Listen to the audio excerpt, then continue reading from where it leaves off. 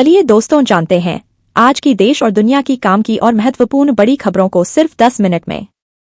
पर अभी तक आपने इस वीडियो को लाइक नहीं किया तो लाइक कर दीजिए।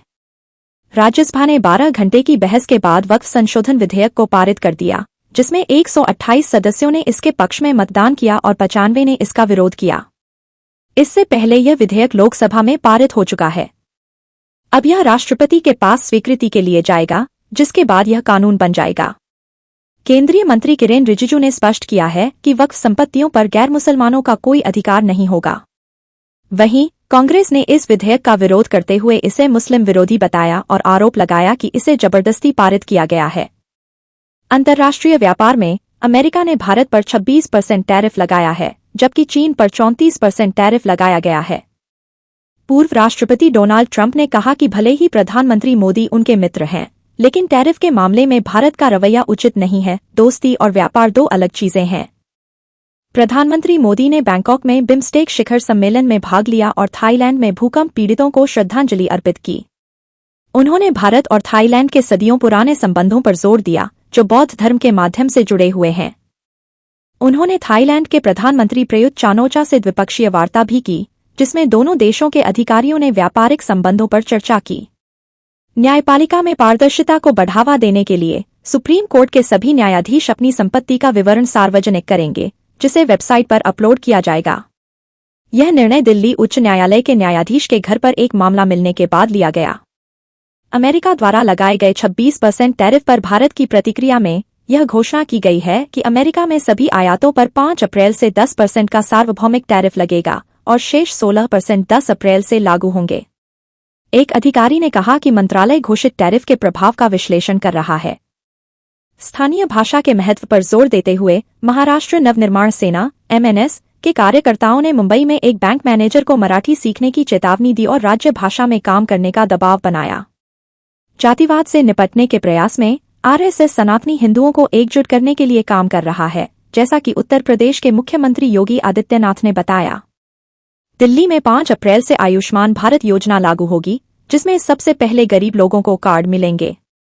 स्वास्थ्य मंत्री पंकज सिंह ने कहा कि 10 अप्रैल तक 1 लाख लोगों को इस योजना में शामिल किया जाएगा। भारतीय रेलवे यात्रियों के लिए आराम का एक नया युग लाने के लिए तैयार है। झटके और झटकों को कम करने के लिए अत्याधुनिक मिलिंग मशीनें पेश की जा रही हैं, जिससे यात्रा पहले से कहीं अधिक आरामदायक हो जाएगी। इस बीच कर्नाटक में बाइक टैक्सी एग्रीगेटर्स को एक बड़ा झटका लगा है। उच्च न्यायालय मोटर वाहन अधिनियम 1988 के नियमों के अनुरूप दिशा निर्देशों को अधिसूचित करने तक 6 सप्ताह के भीतर अपनी सेवाओं को बंद करने का आदेश दिया है। निर्णय कानून के शासन को बनाए रखने और सुरक्षा सुनिश्चित करने के महत्व को रेखांकित करता है। राजनीतिक क्षेत्र में वित्त राज्य मंत्री पंकज चौधरी ने इस बात पर जोर दिया कि जैसे अमेरिका फर्स्ट ट्रंप की प्राथमिकता थी, वैसे ही प्रधानमंत्री मोदी के लिए इंडिया फर्स्ट है। यह सरकार के विकास पर केंद्रित दृष्टिकोण को दर्शाता है और राष्ट्र के हितों को सबसे आगे रखता है। उत्तर प्रदेश के मुख्यमंत्री योगी आदित्यनाथ ने भी प्रयागराज में माफियाओं और भूमाफियाओं के खिलाफ सरकार की सख्त कार्रवाई की बात कही। उन्होंने जोर देकर कहा कि इन तत्वों को राज्य से खदेड़ दिया गया है। कानूनों के शासन को बनाए रखने और नागरिकों की सुरक्षा सुनिश्चित करने के लिए सरकार की प्रतिबद्धता पर प्रकाश डाला गया है। पंजाब में दिल्ली के मुख्यमंत्री अरविंद केजरीवाल ने राज्य को नशा मुक्त बनाने का संकल्प लिया है। उन्होंने लुधियाना में एक सभा में कहा कि यह एक मिशन सिर्फ एक लक्ष्य नहीं है, बल्कि राज्यों को मादक पदार्थों से मुक्त करने की एक सामूहिक प्रतिबद्धता है। इसके अलावा उत्तर प्रदेश के मुख्यमंत्री योगी आदित्यनाथ ने प्रधानमंत्री नरेंद्र मोदी की आगामी जनसभा स्थल का निरीक्षण किया और तैयारियों का जायजा लिया। प्रधानमंत्री 11 अप्रैल को सभा को संबोधित करने वाले हैं। केंद्रीय परिवहन मंत्री नितिन गडकरी ने लोकसभा में कौशल विकास और रोजगार सृजन पर सरकार के फोकस पर प्रकाश डाला। सरकार देश भर में 1600 ड्राइविंग प्रशिक्षण संस्थान स्थापित करने की योजना बना रही है, जिससे लगभग 60 लाख लोगों को रोजगार मिलेगा। यह पहल देश में ड्राइवरों की कमी को दूर करेगी और रोजगार के पर्याप्त अवसर प्रदान करेगी। विवादों के बीच पुलिस ने संभाजीनगर जाने से हिंदू जोड़ो यात्रा के प्रमुख कल्कीराम महाराज को रोक दिया, जो औरंगजेब की कब्र को तोड़ने जा रहे थे। यह घटना संवेदनशील मुद्दों को संबोधित करने में कानून के शासन और जिम्मेदारी के महत्व को दर्शाती है। सकारात्मक विकास में 500 संपीड़ित बायोगैस (CBG) संयंत्र स्थापित करने की योजना है, जिसमें 5 करोड़ रुपए का निवेश किया जाएगा। इन संयंत्रों से सालाना 40 lakh ton green clean CBG और 11 लाख टन जैविक उर्वरक का उत्पादन होगा, जिससे 25,000 नौकरियां पैदा होंगी। यह पहल पर्यावरण के अनुकूल ऊर्जा स्रोतों को बढ़ावा देने और रोजगार सृजन के लिए सरकार की प्रतिबद्धता को प्रदर्शित करती है। संसद में वक्फ संशोधन विधेयक पर राज्यसभा में चर्चा की गई। पश्चिम बंगाल की मुख्यमंत्री ममता बनर्जी ने कहा कि अगर नई सरकार बनी तो बदलाव को रद्द कर दिया जाएगा। गुजरात कांग्रेस में संभावित बदलावों के साथ राजनीतिक गतिविधियां तेज हो रही हैं। राहुल गांधी ने संकेत दिए हैं कि विधानसभा चुनाव से पहले एक नई परंपरा शुरू की जा सकती है। भारतीय जनता पार्टी भाजपा एक सप्ताह तक चलने वाला अपना 45वां स्थापना दिवस कार्यक्रम मना रही है और पार्टी ने अंबेडकर जयंती को भव्य रूप से मनाने की योजना बनाई है।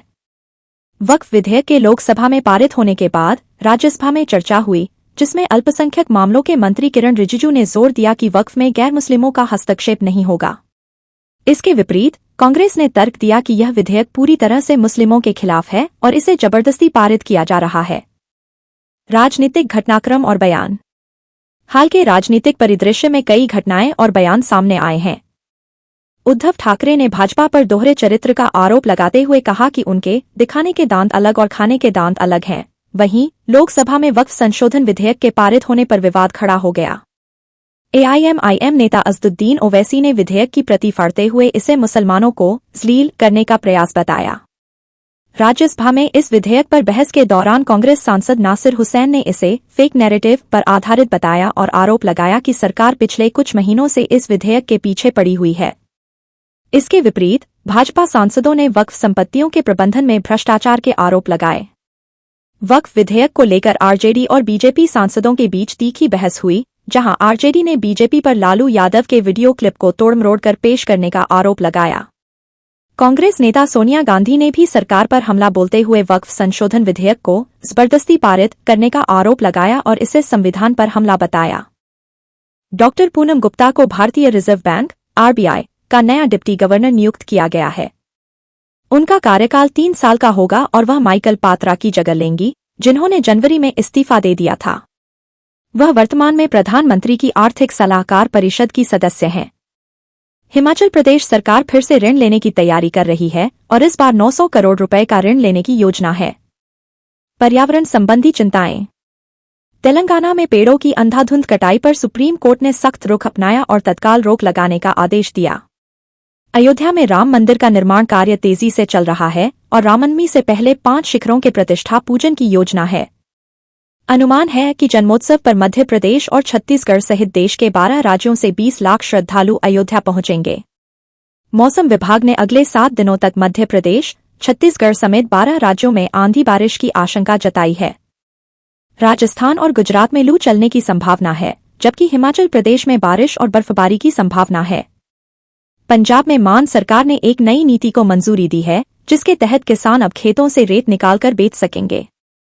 सरकार का कहना है कि इस नीति से रेत और बजरी की कीमतों में कमी आएगी और सरकार के राजस्व में वृद्धि होगी। अन्य समाचार। राजकोट के एक कारीगर ने प्रधानमंत्री नरेंद्र मोदी को उनकी 75वीं वर्षगांठ पर 25 किलो की पगड़ी उपहार में देने की तैयारी की है। राजस्थान हाईकोर्ट ने एक मामले में राहत देने से इनकार कर दिया है और अगली सुनवाई 7 अप्रैल को होगी। आरएसएस प्रमुख मोहन भागवत ने छत्रपति शिवाजी महाराज की प्रशंसा करते हुए कहा कि उन्होंने विदेशी आक्रमणों के चक्र को तोड़ा और भारत को हार की परंपरा से उबारा। राहुल गांधी के आरोप। कांग्रेस नेता राहुल गांधी ने लोकसभा में चीन के साथ सीमा विवाद का मुद्दा उठाया। उन्होंने आरोप लगाया कि चीन ने भारत के 4000 वर्ग किलोमीटर क्षेत्र पर कब्जा कर लिया है और प्रधानमंत्री नरेंद्र मोदी इस मुद्दे पर चुप्पी साधे हुए हैं। अनुराग ठाकुर पर आरोप। कांग्रेस अध्यक्ष मल्लिकार्जुन खड़गे ने केंद्रीय मंत्री अनुराग ठाकुर को चुनौती दी है कि अगर वे वक्फ संपत्ति पर उनके खिलाफ लगाए गए आरोपों को साबित कर देते हैं तो वे अपने पद से इस्तीफा दे देंगे।